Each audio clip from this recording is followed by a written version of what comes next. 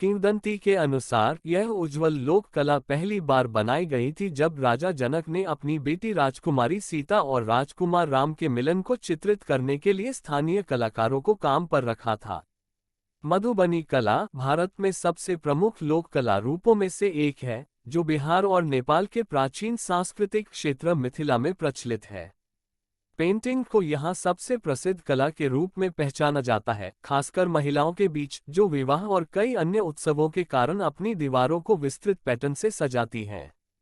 कोबर के चित्र नवविवाहित जोड़ों के कमरे, प्रेम और उर्वरता का प्रतिनिधित्व करते हैं, जो आमतौर पर पौराणिक, लोक और तांत्रिक चित्रों के साथ साथ प्राथमिक विषय होते हैं। ऐसा कहा जाता है कि यह जीवंत लोक कला राजा जनक के समय से चली आ रही है, जिन्होंने राजकुमार राम के साथ अपनी बेटी राजकुमारी सीता के विवाह को चित्रित करने के लिए स्थानीय कारीगरों को नियुक्त किया था। अतीत की जय यह देखना दिलचस्प है कि कैसे सदियों पुरानी इस प्रथा ने नए युग में अपना गौरव पाया। बिहार में 1960 के अकाल ने मिथिला पेंटिंग को आधुनिक समय की कला के रूप में धकेल दिया। कला को अखिल भारतीय हस्तशिल्प बोर्ड द्वारा एक शैक्षिक संपत्ति के रूप में मान्यता दी गई थी, जिसने मिथिला की महिलाओं को कागज पर अपनी पेंटिंग क्षमताओं का उपयोग करने और इससे बाहर रहने के लिए प्रोत्साहित किया। ब्रश या पेन जैसे आधुनिक उपकरणों को छोड़कर महिलाओं ने उंगलियों, बांस या माचिस की तीलियों के साथ पौधे और खनिज व्युत्पन्न रंगों का उपयोग करके एक स्थायी तरीका चुना। इस सफल परिवर्तन को आगंतुकों और लोक कला के पारखी लोगों द्वारा पहचाना और स्वीकार किया गया, जो कला के टुकड़ों को खरीदने और उन्हें वैश्विक स्तर पर लाने के लिए उत्सुक थे। मधुबनी की विश्वदृष्टि मधुबनी पेंटिंग ने जापान, जर्मनी, फ्रांस और संयुक्त राज्य अमेरिका में अंतर्राष्ट्रीय स्तर पर ध्यान आकर्षित किया है। टोकामाची, निगाता प्रांत में जापान का अपना मिथिला संग्रहालय है, जिसमें विभिन्न विषयों और शैलियों को प्रदर्शित करने वाली लगभग 850 पेंटिंग हैं। अमेरिकी सार्वजनिक कला प्रदर्शनी ग्लोबल पोजिशनिंग ने दुनिया भर के कलाकारों द्वारा शीर्ष 20 कार्यों में भारत की पेंटिंग को प्रदर्शित किया। यहां तक प्रधानमंत्री नरेंद्र मोदी ने हनोवर के महापौर को भारत से एक स्मारिका के रूप में मधुबनी पेंटिंग भेंट की। मधुबनी कला सिर्फ बिहार तक ही सीमित नहीं है, बल्कि सांस्कृतिक रूप से समृद्ध विरासत और विविध कलात्मक विषयों के कारण इसकी दूर तक पहुंच है। बाद के 60 वर्षों में मिथिला कला रूपों और प्रतिनिधित्वों की एक विस्तृत विविधता उभरी है, जो क्षेत्र और जाति के अनुसार भिन्न है, विशेष रूप से ब्राह्मण, कायस्थ और हरिजन जातियों के बीच। कई स्वतंत्र कलाकार विकसित हुए हैं, जिनमें से प्रत्येक अपनी अनूठी प्रतिभा के साथ अलग अलग टुकड़ों में व्यक्तिगत मूल्य जोड़ते हैं। स्थानीय कलाकार और उनके काम। मिथिला चित्रों को देखने का एक अन्य तरीका जाति विच्छेद आंदोलन के रूप में है। कला रूप स्थानीय लोगों के विचारों, आकांक्षाओं और इच्छाओं, विशेषकर महिलाओं का प्रतिनिधित्व करता है। रांटी गांव की रहने वाली पुष्पा कुमारी एक उल्लेखनीय कलाकार हैं, जो भारत में महिलाओं के अधिकारों जैसे समसामयिक मुद्दों पर काम करती हैं।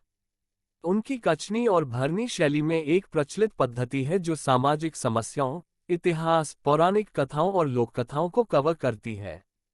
जितवारपुर गांव की एक कलाकार सीता देवी ने क्षेत्र में अपने उल्लेखनीय काम और इसकी वैश्विक पहचान के लिए भारत रत्न और पद्मश्री जीता है। वह पहली मिथिला कलाकारों में से एक थी जिन्होंने पारंपरिक दीवार कला को कागज और कैनवास में स्थानांतरित कर दिया। मधुबनी शहर की महासुंदरी देवी एक सहकारी समाज के विचार का प्रतिनिधित्व करती हैं, और उनके प्रभावशाली काम को पद्मश्री और तुलसी सम्मान जैसे कई पुरस्कारों के साथ स्वीकार किया गया है। एक अन्य पद्मश्री पुरस्कार विजेता बोआ देवी, जो जितवारपुर की स्थानीय भी हैं, ने मधुबनी को स्पेन, जर्मनी, फ्रांस और जापान जैसे कई देशों में अपने सुंदर चित्रण के साथ दुनिया के सामने पेश किया है। मिथिलांचल की यात्रा। कला और यात्रा में रुचि रखने वाले व्यक्ति के रूप में मधुबनी शहर, दरभंगा, रांटी घराना और जितवारपुर घराना में एक खूबसूरत पगडंडी आपके लिए एक मनोरम अनुभव होगा। पूरा क्षेत्र मधुबनी चित्रों से आच्छादित है, जो मिथिला की विलक्षण अमूर्त रचना को दर्शाता है।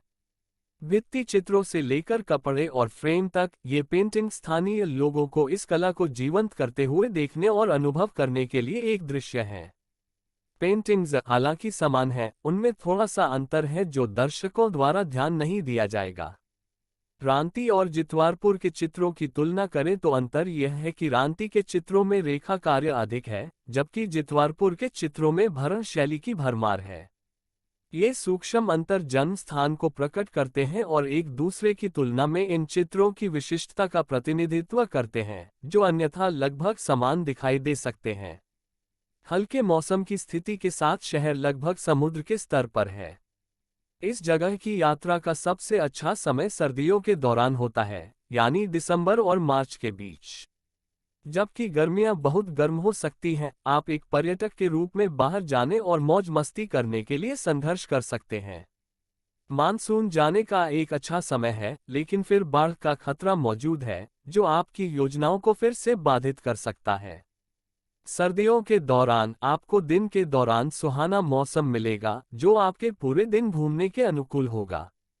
रात में यह ठंडा हो जाता है और आप विश्राम के समय में रहने के लिए सही आरामदायक अनुभव कर सकते हैं। दिसंबर शुरू होने के साथ ही मिथिलांचल की अपनी यात्रा की योजना बनाने का सही समय आ गया है। अपने टिकट बुक करें और अपना बैग पैक करें, क्योंकि इस कला की सुंदरता आपको लुभाने के लिए इंतजार कर रही है।